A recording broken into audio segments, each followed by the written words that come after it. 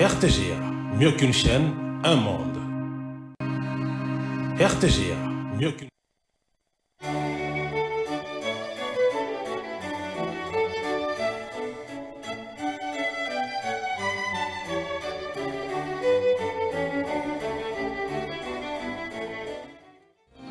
Ce journal vous est offert par Tango Protection.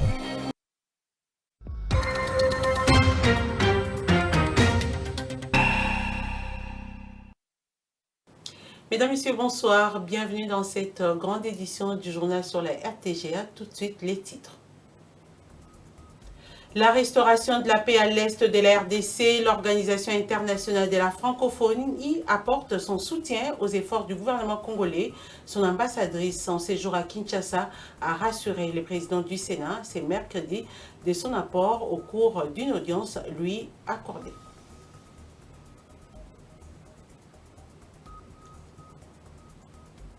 La République démocratique du Congo est désormais membre non permanent du Conseil de sécurité de l'ONU de 2026 à 2027. Cette élection a eu lieu mardi à New York.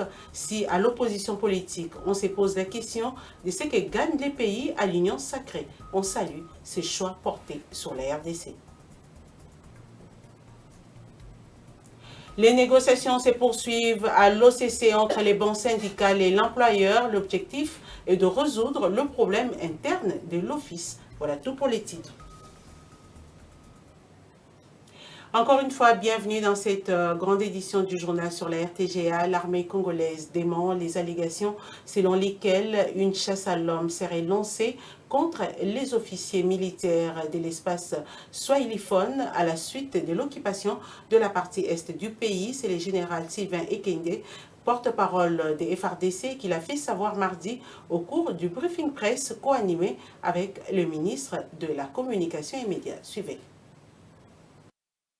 Le porte-parole des forces armées de la République démocratique du Congo, le général-major Sylvain Ekenge, a rejeté mardi toute accusation de ciblage ethnique au sein de l'armée. Cette mise au point intervient en réponse aux allégations de l'ancien président Joseph Kabila, relayées récemment sur les réseaux sociaux, selon lesquelles plusieurs officiers swahiliphones auraient été arrêtés de manière discriminatoire. Lors d'un briefing conjoint avec le ministre de la Communication et des Médias, Patrick Mouyaya, le général Ekenge a qualifié ces débats de faux, assurant que la justice militaire agit sur base des faits et non des appartenances ethniques. Pour illustrer l'incohérence de ces accusations, le général Ekenge a rappelé que les 3 derniers chefs d'état-major général des FARDC, y compris l'actuel, sont tous issus de l'espace swahiliphone.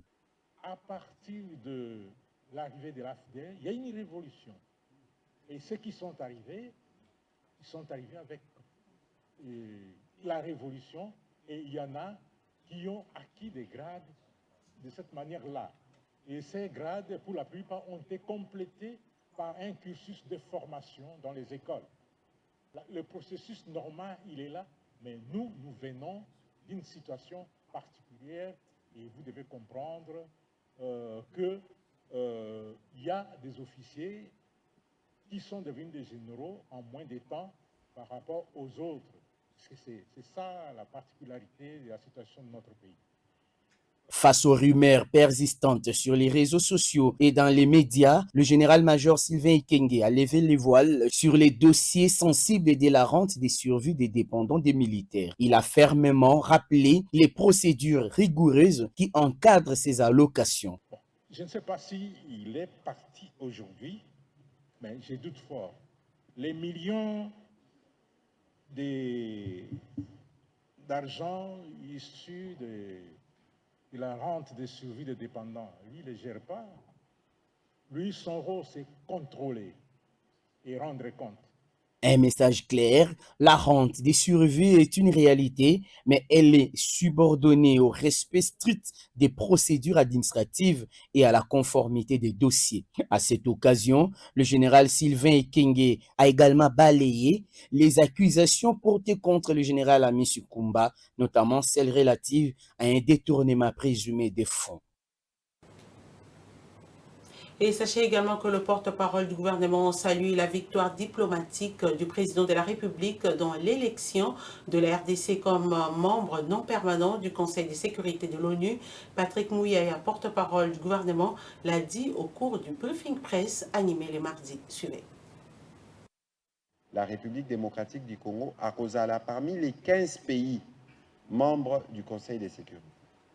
Alors, le fait que biso to Rosala wana tokomema o ya biso expérience pe ko tozala na cadre ba décision nyonso zwamaka biso moko pe to kozala na misu na makambo ezo intéressé biso neti makambo tali kimia na Conseil de sécurité boyebi il y a 5 membres permanents, France, États-Unis, Russie, je pense Angleterre, la Chine. Ensuite, il y a les 10 autres membres au Bayaka pour rejoindre les 5 au Basala Conseil de sécurité Oyo et ça organe et règle tous les problèmes liés à la paix et la sécurité dans Mokili. Ça veut dire organe Oyo et traitaka makambo etali droit de l'homme na Genève tozana kati bino moko bomonaki tout à l'heure dans le baki makambo ba mission d'établissement des faits makambo ba commission d'enquête internationale o ezali koya pona makambo etali bato bazo boma boma na Goma na Bukavu. Ensuite tozana conseil de sécurité kasi na kati kuna tokolobela kaka makambo etali bisote po kimia ezonga tokolobela pe makambo etali ba conflit mususu tokolobela pe makambo etali na lopoto balobaka multilatéralisme comment ba structure hein oyo ya mokili kobandi ekoki kobanda ko concourir à régler ba problème na kati wana. N'oubliez pas aussi il y a une réforme au président de la République asi alobaka biso pe ba africain tozana posa tozala pe représenté comme membre permanent. Justement, je l'ai dit au sommaire, l'élection de la RDC comme membre non permanent du Conseil de sécurité des Nations Unies. Les acteurs politiques de l'Union sacrée de la Nation ont salué cette place qu'occupe désormais le Congo-Kinshasa pour la période de 2026-2027. De son côté, l'opposition se pose des questions sur ce que va gagner les pays de Patrice Emery Lumumba. Suivez-les sur des réactions recueillies par votre télévision. Cela dit, la question n'est pas que nous avons obtenu tel siège ou tel siège. Qu'est-ce que nous en faisons comme outil pour la paix et pour le progrès de la République démocratique du Congo? Vous ne parlez plus de sièges relatifs aux droits de l'homme. Qu'est-ce que nous en avons fait? Est-ce que ça fait sortir des opposants politiques de la prison? Est-ce que ça a empêché l'exil de certains acteurs politiques? Non. Mais finalement, l'unité africaine, pendant que Félix Antoine Tshisekedi avait pris le pouvoir, mais nous aurions pu ramener la paix. En ce moment-là, le Rwanda nous agressait déjà, le M23 nous agressait déjà. Qu'est-ce que nous en avons fait? Rien. Un outil de discorde, ça a mis des querelles entre les pays africains, ça nous a désorientés. Donc, à un moment, c'est bien d'acquérir un prix, c'est bien d'accéder à un point, mais il faut que ça devienne un levier qui fera avancer le Congo et surtout les droits des Congolais. Sinon, ça ne sert à rien. Cette poste d'observatoire non permanent est déjà en soi une fraude internationale. Si vous avez les membres permanents des Nations Unies, il y a 5 membres permanents dont l'essentiel ont des armes atomiques, c'est-à-dire ils ont le droit de veto. Mais nous, l'Afrique particulièrement, nous avons toujours dit que ce n'est pas possible qu'en tant qu'Africains, nous occupions en termes de population un grand nombre, mais nous n'ayons pas un mot à dire, ou bien surtout, jusqu'à aujourd'hui, nous n'avons pas un droit de veto sur les décisions qui peuvent être prises par l'Organisation de l'Unité africaine. Et d'abord, nous sommes très contents, nous, peuple congolais, et nous tenons à féliciter les chefs de l'État avec Madame Kaikomba pour cette victoire, bien entendu, diplomatique. Vous savez, ça fait très longtemps pour que nous puissions être membres du Conseil de sécurité. Et pour nous, c'est une victoire historique, comme je venais de le dire. Et au moins, nous pouvons nous retrouver au salon des décisions pour que nous puissions aussi faire entendre la voix de la République du Congo. Je pense que pendant un an que la RDC doit siéger au niveau de l'ONU, il faudra que nous puissions faire entendre la voix, comme je l'ai dit ici, de la République du Congo, de tout ce qu'on a connu comme agression, tuerie, massacre, génocide, mais aussi pas seulement la République du Congo, et aussi bien d'autres pays africains. Et donc, nous n'allons pas seulement parler du Congo, nous parlerons aussi au nom d'autres pays. Propos recueillis par Jean-Sar Mikanda. Dans sa recherche de la paix sur l'ensemble de son territoire national, la République démocratique du Congo peut compter sur l'Organisation internationale de la francophonie. Cette assurance a été donnée ce mercredi 4 juin 2025 au président du Sénat par l'ambassadrice Muriel Berset, chef de la délégation, au cours d'une audience que Jean-Michel Samalukonde Kenge a accordée à cette mission. En ce jour, en République démocratique du Congo, nous dit David Fidel Luzolo Kubata. Le président du Sénat, Jean-Michel Samalukonde Kenge, a reçu ce mercredi 4 juin 2025 une délégation de l'Organisation internationale de la francophonie qui séjourne à Kinshasa dans le cadre d'une mission d'information. La délégation est venue échanger avec les speakers de la Chambre haute du Parlement congolais et apporter le soutien de cette organisation internationale à la RDC qui se bat sur tous les fronts pour amener la paix dans la partie orientale de son territoire national. À l'issue de cette audience, Muriel Berset-Cohen, ambassadrice et représentante personnelle de la présidente de la Confédération suisse de la francophonie, a épinglé l'importance de la solidarité internationale face aux défis que rencontre le Congo en insistant sur le rôle crucial de la francophonie pour apporter soutien au développement dans cette région particulièrement touchée par les crises. Je mène une délégation d'États membres de la francophonie avec des membres d'importants représentants de la Côte d'Ivoire, du Maroc et du Togo font partie aussi de ma délégation. Et nous sommes accompagnés par le secrétariat de la francophonie. Alors nous avons eu un échange de très haute tenue, j'aimerais le souligner, sur la situation dans le pays, en particulier à l'est du Congo. Et nous avons aussi parlé des chemins vers la paix. Quelles sont les voies qui sont en cours, quels sont les processus qui sont en cours et comment ceux-ci peuvent aboutir à une solution de paix qui permettent le développement, la prospérité de tout le pays bien sûr, mais aussi surtout en l'occurrence de l'Est du Congo, qui est une région si riche. Muriel Berset a aussi souligné l'urgence d'agir pour améliorer les conditions de vie des populations vulnérables, notamment les femmes et les jeunes. Au terme des échanges, un cadeau symbolique en bronze a été remis à la chef de la délégation en guise de franche collaboration et de coopération entre la RDC et l'OIF. On reste dans le même chapitre pour vous dire que de nombreux Congolais victimes de la situation sécuritaire dans l'Est de la République démocratique du Congo vont bientôt bénéficier de l'aide de l'Organisation internationale de la francophonie. C'est ce qui ressort de l'échange entre la ministre des Affaires sociales, Action humanitaire et solidarité nationale, Nathalie Aziza Mounana, et une délégation de l'OIF conduite par la déléguée permanente de la Suisse auprès de l'UNESCO, Muriel Berset-Cohen. Cette mission s'inscrit dans les cadres de renforcement de l'appui des États membres de l'OIF à la RDC dans sa quête de paix et de stabilité. Encore une fois de plus, David Fidel Luzolo Kubata.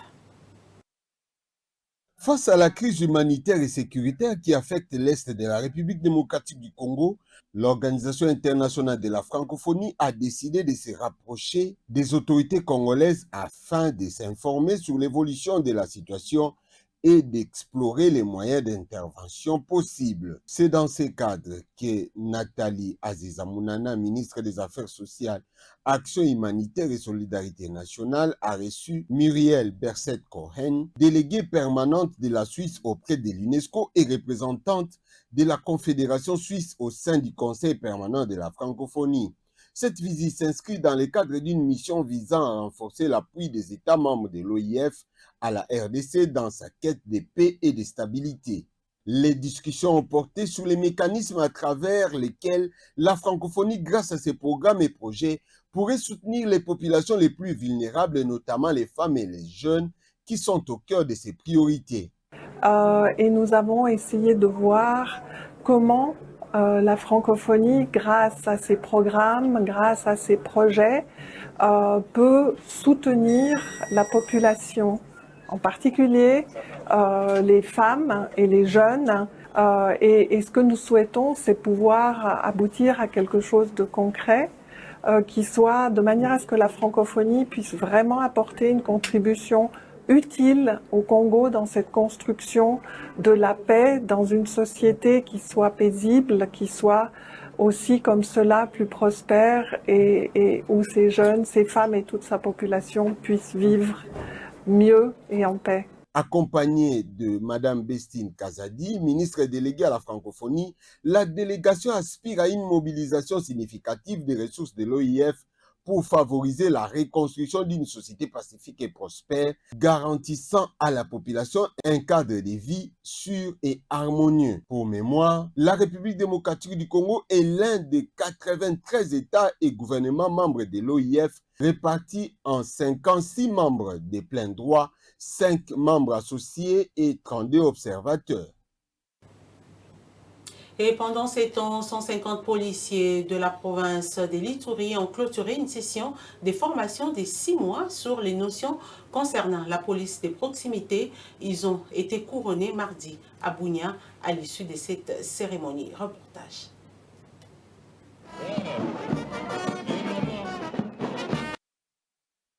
À Bunia, plus de 150 policiers viennent d'achever une formation axée sur la police de proximité. Une cérémonie officielle a marqué cette clôture ce mardi 3 mai 2025 au chef-lieu de la province de l'Ituri. Présidée par les gouverneurs militaires, les lieutenants général Luboya Kashamadjoni, cette cérémonie était l'occasion de rappeler l'importance du rôle que joue la police de proximité dans la communauté. Le gouverneur militaire a interpellé ces unités de la police à travailler à toute abnégation et dévouement.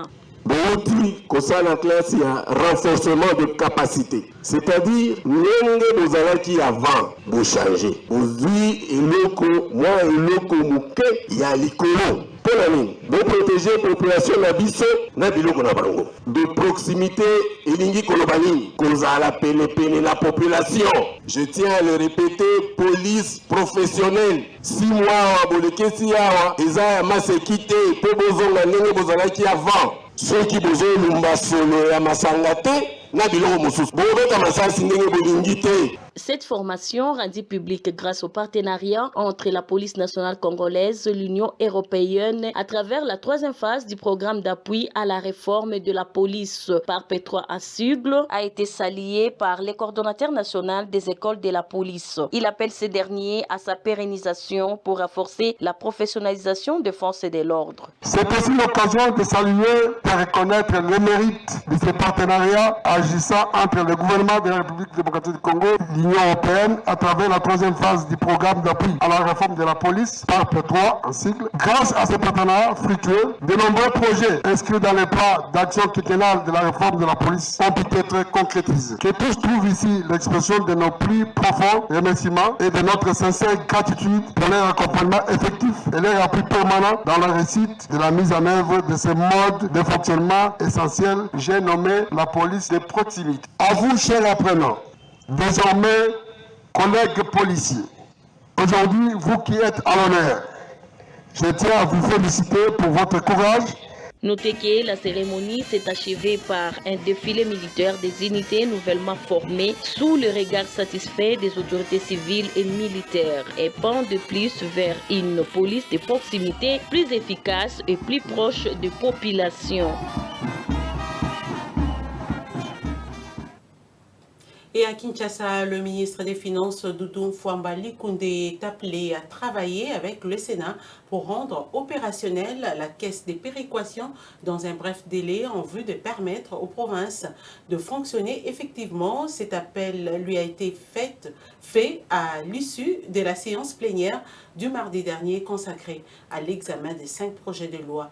Outre ce premier dossier, la plénière s'est aussi penchée dans le contrôle parlementaire sur la question orale avec débat posé par les sénateurs Christophe Lutundula sur la caisse des péréquations. Images et commentaires.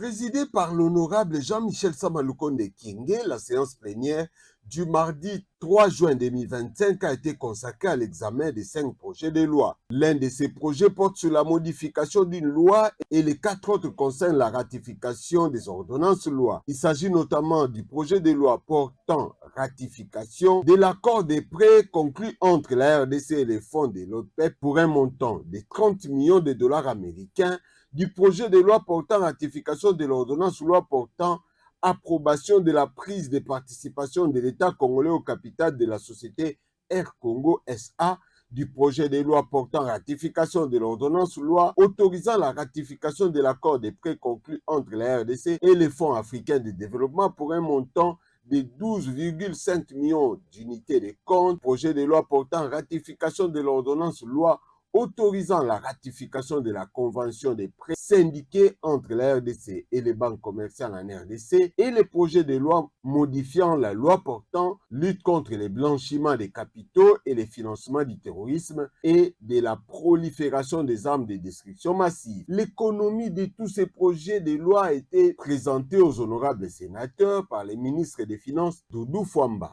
Un débat s'en est suivi au cours duquel les honorables sénateurs ont soulevé des questions, fait des remarques et formulé des propositions pertinentes. En réaction, le ministre Doudou Fwamba a rencontré à travers ses réponses et éclaircissements les préoccupations des sages de la République. En sus de l'examen et l'adoption des dits projets de loi, la plénière s'est également penchée dans le cadre du contrôle parlementaire sur la question orale avec débat posé par l'honorable sénateur Christophe Lutundula au ministre des Finances sur la caisse des péréquations. D'une chambre à une autre, le rapporteur de l'Assemblée nationale, le professeur Jacques Joly, a reçu dans son cabinet de travail les procureurs près la Cour de cassation. Firmin Vondo est venu pour être auditionné par la commission spéciale mise en place par la Chambre basse du Parlement avec mission d'examiner les réquisitoires de ces hauts magistrats du parquet civil sollicitant l'autorisation d'ouvrir une instruction en charge de l'ancien ministre des Finances, Nicolas Kazadi. Suivez. Le rapporteur de l'Assemblée nationale, le professeur Jacques Joly Singekeli, a reçu ce mardi 3 juin 2025 dans son cabinet du travail au Palais du Peuple le procureur général près la Cour de cassation, Firmin Vondemambou. Ce haut magistrat du parquet civil est venu pour être auditionné par la commission spéciale et temporaire mise en place par la Chambre basse du Parlement avec comme mission principale d'examiner le réquisitoire du procureur général près la Cour de cassation sollicitant l'autorisation d'ouvrir une instruction à charge de l'ancien ministre des Finances Nicolas Kazadi. Aussitôt après la brève rencontre avec le porte-parole de la Chambre basse du Parlement, le patron de l'action publique a été reçu et auditionné par la commission spéciale et temporaire conformément au texte qui régit l'Assemblée nationale. Rien n'a filtré de cette audition, mais l'on croit savoir que les éléments fournis par le procureur général près la Cour de cassation permettront à la commission spéciale et temporaire de bien examiner le réquisitoire introduit au bureau de l'Assemblée nationale pour solliciter l'ouverture d'une instruction à charge de l'ancienne Argentine nationale. Notez que la commission dirigée par le député national Raphaël Kibuka Kiakessi est appelée à travailler d'arrache-pied pour produire un rapport à présenter à la plénière de l'Assemblée nationale d'ici jeudi 5 juin 2025.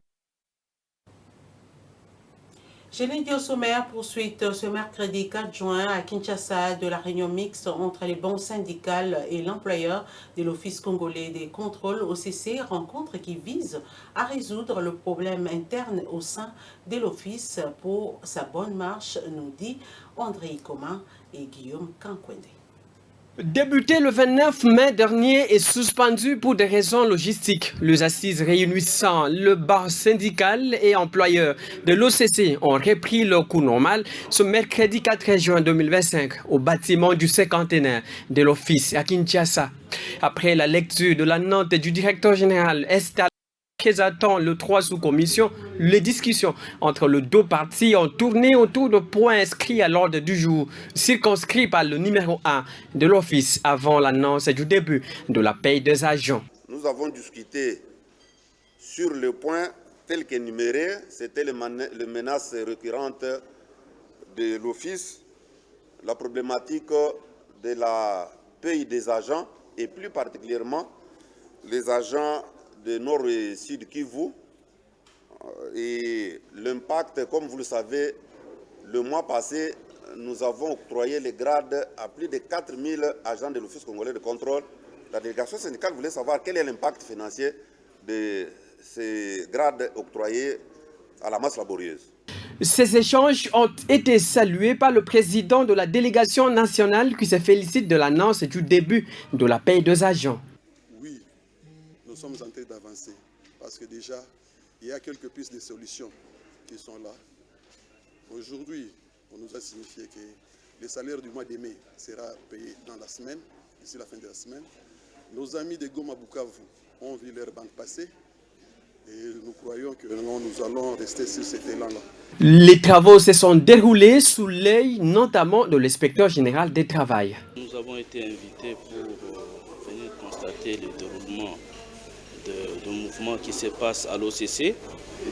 Et à notre arrivée, nous avons constaté qu'il y avait une réunion mixte qui était déjà préparée. Et nous nous sommes invités à participer et nous avons constaté que le tout se passe très bien. Après des échanges fructueux de parties, la clôture de ces assises a été renvoyée dès commun accord le mardi 10 juin prochain. Dans l'entretemps, les transporteurs routiers des camions poids lourds à Kinshasa ont décidé de mettre fin ce mercredi à leur grève. La décision a été prise à l'issue de la réunion des travaux avec les vice-premiers ministres, ministres du Transport et d'autres autorités. Suivez André Chikouchi, le président des syndicats des chauffeurs de poids lourds. Dans tout ce que nous nous sommes dit avec les autorités, nous sommes tombés d'accord sur un point. Nous revenons un peu sur la situation du début. Notre travail se fera comme c'était au départ. De 10h à 15h, les véhicules peuvent rouler, entrer et sortir de la ville de Kinshasa. Bon, pour tout ce qui est déchargement, tout ça, l'accord est tombé. Tous les véhicules de moins de 20 tonnes peuvent faire le ravitaillement de la ville. Voilà. Il y a un couloir commercial qui nous a été concédé dans un premier temps pour que tout cela se fasse par là. C'est l'accès à la ville de Kinshasa par la route bypass, de bout en bout. Et le communiqué qu'on attendait est sorti, est mis. Et nous demandons à tous les camarades maintenant de pouvoir se remettre au travail. Et en se remettant au travail, nous disons que de notre côté, Moussala, ils ont continué. Ba patron, oh, bazana ba ipen, bazana ba wap météo, wap, va se faire connaître. Voilà, vous avez corrigé avec moi, il s'agit là d'André Chikoji. Et en politique, une forte délégation de l'Union pour la démocratie et les progrès sociaux UDPS, conduite par le sénateur Jean Tshisekedi Kabasele et maître Donald Kabasele, séjourne depuis mardi à Kananga, chef-lieu du Kasaï central. Elle a pour mission de redynamiser le parti qui traverse des turbulences ces derniers temps à Kananga. Soleil Ntumba est notre permanent dans la région. Ceci n'arrive jamais tous les jours au Kasaï central. Une seule surprise peut faire une démonstration sans inquiétude aucune. Il est mardi 3 juin 2025. Le sénateur Jean Tshisekedi Kabasele conduit une forte délégation de l'Union pour la démocratie et les progrès sociaux, IDPS Tshisekedi, dans son Kasaï central. Nous sommes venus dans le cadre de notre parti politique, l'Union pour la démocratie et les progrès sociaux, IDPS Tshisekedi.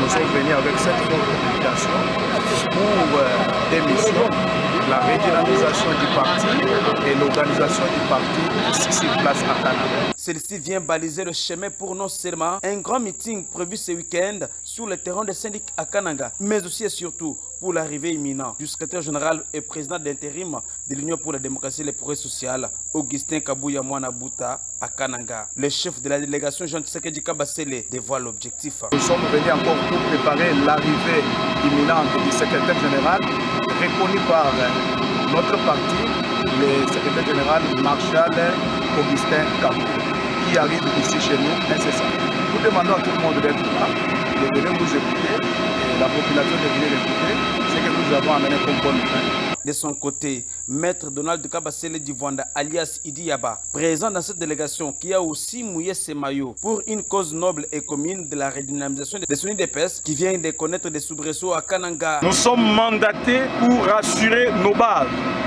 que toute le mascarade qui se passe ici ne concerne pas le président de la République et nous allons restituer la vraie vérité à la base. Il faut que les choses reviennent en ordre parce que le désordre a trop perduré et nous ne sommes pas d'accord avec ce qui se fait actuellement. Il faut le dire, cette foule incroyable dans les rues de Kananga démontre noir sur blanc un avant-goût de ce qui sera fait ce week-end. Voici à présent le rappel des titres de ce journal. Restauration de la paix à l'est de la RDC.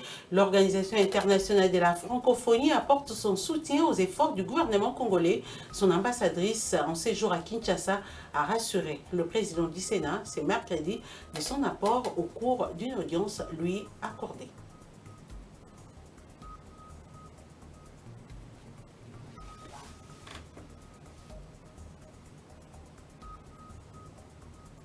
La République démocratique du Congo est désormais membre non permanent du Conseil de sécurité de l'ONU de 2026 à 2027. Cette élection a eu lieu mardi à New York.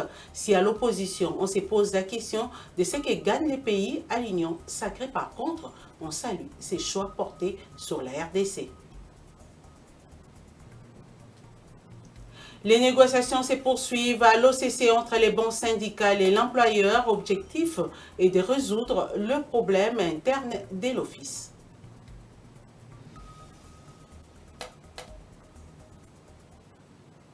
Voilà, ça n'est complètement fini avec cette grande édition du journal. Mesdames, Messieurs, merci à vous de nous avoir suivis et restez branchés au programme de la RTGA.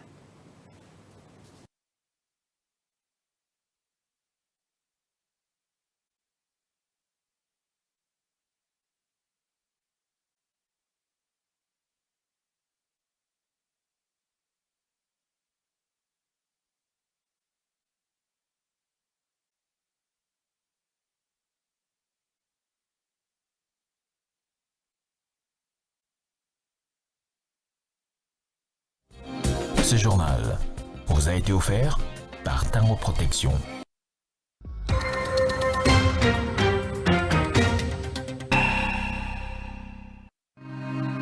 RTGA, mieux qu'une chaîne, un monde. RTGA, mieux qu'une chaîne, un monde.